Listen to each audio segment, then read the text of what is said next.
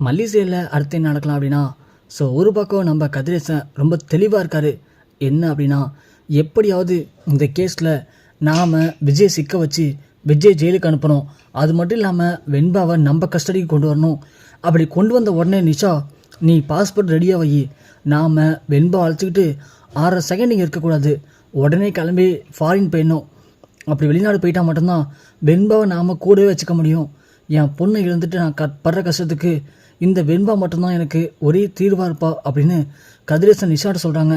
நிஷாவும், அப்பா இங்கே பாருங்கப்பா, எனக்கு உங்களுக்கு பற்றி தெரியாதா, நான் பாஸ்போர்ட்டில் ரெடியாக வச்சுருக்கேன், நாளைக்கு விசா அப்ளை பண்ணிவிடுவேன், கேஸ் முடிஞ்ச கையோட வெண்பா அழைச்சிட்டு நம்ம கண்டிப்பாக ஃபாரின் போயிடலாம்ப்பா அப்படின்னு நிஷா சொல்கிறாங்க. இந்த பக்கம் பார்த்தா ராஜேஸ்வரி பேச்சு கேட்டுட்டு மல்லி விஜய் விட்டு பிரியலான்னு முடிவு பண்ணிட்டாங்க. அதுக்காக லாயர்கிட்ட போயிட்டு டிவோர்ஸ்லாம் கூட அப்ளை பண்ணிட்டாங்க. சரி, மனசு கஷ்டமாக இருக்குது, நம்ம கோயிலுக்கு போய்ட்டு வரலாம் அப்படின்னு நம்ம மல்லி கோயிலுக்கு போகிறாங்க இல்லையா. அப்போ வெண்பாவும் மல்லி கூட வந்துடுறாங்க.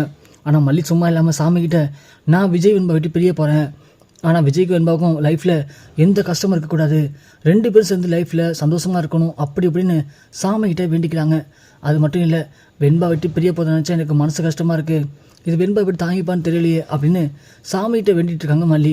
மல்லி ஒரு பக்கம் வேண்டிகிட்டு இருக்கும்போது வெண்பா மனசு என்ன ஓடுதுன்னா, ஏற்கனவே மல்லியம்மாவுக்கு உடம்பு சரியாமல் இருக்கும்போதும் டாடாவுக்கு உடம்பு சரியாமல் இருக்கும்போதும் இதே மாதிரி ஒரு சாமியார் பாட்டி இருந்தாங்க, அவங்க தான் நமக்கு உதவி பண்ணாங்க, அப்போ தான் மல்லியம்மா நல்லபடியாக ஆனாங்க.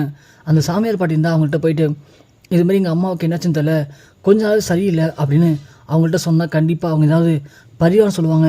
அதை பண்ணால் மல்லியம்மா பழையபடி நார்மலாக மாறிடுவாங்க, அப்புறம் நம்ம கூட சந்தோஷமாக இருப்பாங்க அப்படின்னு வெண்பா மல்லிகிட்ட சொல்லாமல் வெளியே வந்து அந்த பாட்டி இருக்கான்னு பார்க்கலான்னு சொல்லி சுற்றி பார்க்குறாங்க. ஆனால் அந்த பாட்டி எங்கேயுமே இல்லை. அப்படியே வெண்பா அந்த பாட்டி தேடிக்கிட்டே வராங்க. வந்து கொஞ்சம் தூரத்தில் பார்த்தா வழி மறந்து போச்சு. வெண்பாவுக்கு எப்படி இப்போ மல்லியம்மாட்ட போதுன்னு தெரில. வெண்பா அழுதுகிட்டு அந்த ரோட்லேயே வராங்க. மல்லி கொஞ்சம் கழிச்சு கண்ணை முடிச்சு பார்க்குறாங்க, வெண்பாவை அங்கே காணோம். மல்லி பயந்து போயிட்டு வெண்பா வெண்பான்னு கத்தி கூப்பாடு போட்டு அக்கம் பக்கத்தில் விசாரித்து பார்த்துட்டு அந்த பகுதி ஃபுல்லாக தேட ஆரம்பிக்கிறாங்க வெண்பாவை. ஒரு பக்கம் வெண்பா, மல்லியம்மாவை எங்கே விட்டோன்னு தெரியலையே, நாம் வெளியே வந்திருக்கக்கூடாது, தப்புன்ட்டோம், இப்போ எப்படி போகிறதுன்னு தெரியாமல் அழுதுகிட்டே வெண்பா ஒரு பக்கம் போயிட்டுருக்காங்க. மல்லி நைட்டு நேரத்தில் வெண்பா சொன்ன தப்பு தான், நான் பெரிய தப்பு பண்ணிட்டோம், இப்போ என்ன பண்ணுறது தெரியாமல் வெண்பாவை தேடி அழிகிறாங்க மல்லி. ஒரு பக்கம் விஜய் தான் கல்யாண நாளுக்காக ஒரு முக்கியமான கிஃப்ட்டை வாங்கிக்கிட்டு வராரு. இந்த கிஃப்ட்டை மட்டும் மல்லிகிட்ட கொடுத்தா கண்டிப்பாக மல்லி இதை பார்த்துட்டு இம்ப்ரெஸ் ஆகிடுவா, நார்மல் ஆகிடுவா அப்படின்னு விஜய் ஆசாசியாக மல்லிக்காக அந்த செயினை வாங்கிட்டு வீட்டுக்கு வந்துட்டுருக்காங்க. ஒரு பக்கம் விஜய் வராது, ஒரு பக்கம் மல்லி வெண்பாவை காணோன்னு சொல்லி பயங்கரமாக தேடுறாங்க. ஒரு பக்கம் வெண்பா, மல்லியம்மா எங்கே போனாங்கன்னு தெரியலையே, மல்லியம்மா விட்டு வந்து தப்பாக போச்சு, வழி தெரியலையே, நான் எப்படி டாடாவை பார்ப்பேன், எப்படி மல்லியம்மா கிட்டே போவேன் அப்படின்னு தெரியாமல் அழுதுகிட்டே வந்துட்டுருக்காங்க. ஒரு பக்கம் கதிரேசன் சொன்ன மாதிரி நிஷா போயிட்டு விசாக்கெலாம் அப்ளை பண்ணிவிட்டு வீட்டுக்கு வந்துட்டுருக்காங்க. அப்படி வர வழியில் காரில் வரும்போது ஒரு டேர்னிங் திரும்பும்போது வெண்பாவை பார்த்துறாங்க. நிஷா உடனே, இது வெண்பா மாதிரி இருக்குது அப்படின்னு சொல்லி நிஷா கார் நிப்பாட்டி கிட்டக்க போகிறாங்க. போனது வெண்பா உடனே நிஷா பார்த்து எதுவும் பேசாமல் கிளம்புறாங்க. உடனே நிஷா, வெண்பா என்னாச்சு, தனியாக வந்திருக்க, அதுவும் அழுதுட்ருக்க, எங்கே போகிற, எங்கே விஜய் மாமா எங்கே அப்படின்னு கேட்க, தெரியல, நான் எப்படி வந்தேனே தெரில, மல்லியம்மா கூட கோயிலுக்கு வந்தேனா, அப்போதைக்கு ஒரு பாட்டியை பார்க்கணுன்னு சொல்லி வெளியே வந்தேன், அந்த பாட்டியை தேடிட்டு வந்தேனா வழி மறந்துட்டேன், இப்போது மல்லியம்மா கிட்ட எப்படி போகுதுன்னு தெரில, டாடாக்கிட்ட எப்படி போகுதுன்னு தெரில, எனக்கு ஒரு மாதிரி பயமாக இருக்குது அப்படின்னு வெண்பா அழுகுறாங்க. நிஷா உடனே, இங்கே போய் வெண்பா, உனக்கு என்ன இப்போது டாடா கிட்டே போகணும் அவ்வளோதானே, வா காரில் வந்து உட்காந்து நாளைச்சும் வீட்டில் விட்றேன். இல்லை சித்தி, எனக்கு பயமாக இருக்குது, நான் சித்தி தானே தெரிதுல, வா வெண்பா அப்படின்னு சொல்லி வெண்பா கொண்டு காரில் உட்கார வைக்கிறாங்க. நிஷா உட்கார வச்சுட்டு வண்டி எடுத்து நேராக அவங்க வீட்டுக்கு போகிறாங்க.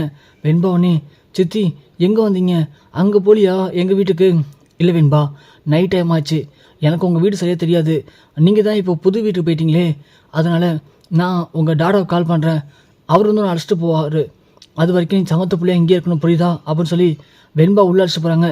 கதிரேசன் பார்த்துட்டு, நிஷா யாருமா அது அப்படின்னு கேட்க, ஐயோ அப்பா நல்லா ஒத்து பாருங்க, யாரும் தெரியலையா, அது வெண்பாப்பா, என்னம்மா சொல்கிற, வெண்பாவா, எப்படிம்மா கேஸு என்ன கோர்ட்டில் வரல, அதுக்குள்ளே அழைச்சி வந்துட்டேன், அப்பா நான் சொல்கிறேன் இருங்க அப்படின்னு சொல்லி வெண்பா வந்து ரூமில் வச்சுட்டு வந்து, இல்லைப்பா நான் இன்றைக்கி விசா அப்ளை பண்ணிட்டு வந்துட்டு இருந்தேன், நம்ம பக்கம் வரும்போது வெண்பா பார்த்தா ரோட்டில் திடீர்னு அழுதுட்டு வந்தா, விசாரிச்சதில் மல்லி விட கோயிலுக்கு வந்திருக்கா போல், அப்போது மல்லி விட்டுட்டு வெளியே வந்துட்டாலாம், அதான் நான் பார்த்து கூப்பிட்டு வந்துட்டேன். இப்போது நிஷா சொல்கிறாங்க, இங்கே பாருப்பா, நீ சொன்னீங்கல்ல அது ராஜேஸ்வரி நம்ப முடியாதுன்னு சொல்லிட்டு, இப்போ உனக்கு கெட்டு போலப்பா, வெண்பாவை பொறுத்த வரைக்கும் விஜயோட கஷ்டத்தில் இருக்கா, ஒருவேளை கோர்ட்டில் ஆஜராகும்போது விஜய் வெண்பாவை ஆஜர்படுத்தலை அப்படின்னா கண்டிப்பாக அதுவே விஜய் மாமாவுக்கு பெரிய ஆபத்தாக வந்து முடியும்ப்பா அப்படின்னு சொல்ல, கண்டிப்பாம்மா எனக்கு புரியுது. அதுக்கு முதல்ல நம்ம வெண்பாவை ரொம்ப பத்திரமா பார்த்துக்கணும். வெண்பா நம்மக்கிட்ட இருக்கிற விஷயம் யாருக்கும் தெரியக்கூடாது. அப்படி யாருக்கும் தெரியாமல் வெண்பா நம்ம இங்கேயே பார்த்துக்கிட்டோம்னா கண்டிப்பாக விஜய் ஜெயிலுக்கு போகிறத யாராலையும் தடுக்கவும் முடியாது. அதே மாதிரி வெண்பாவை நம்மள்ட்ட மீட் எடுக்கிறதுக்கும் யாராலையும் முடியாதுமா. நீ பண்ண காரியம் ரொம்ப நல்ல காரியம். போய் வெண்பாவை பத்திரமா பார்த்துக்கோ, வெளியே விட்டுறாத, மீதி நான் பார்த்துக்கிறேன் அப்படின்னு கதிரேசன் விஜயை ஒழிச்சு கட்டுறதுக்கு செம்மையாக ஒரு பிளான் பண்ண ஆரம்பிக்கிறாரு.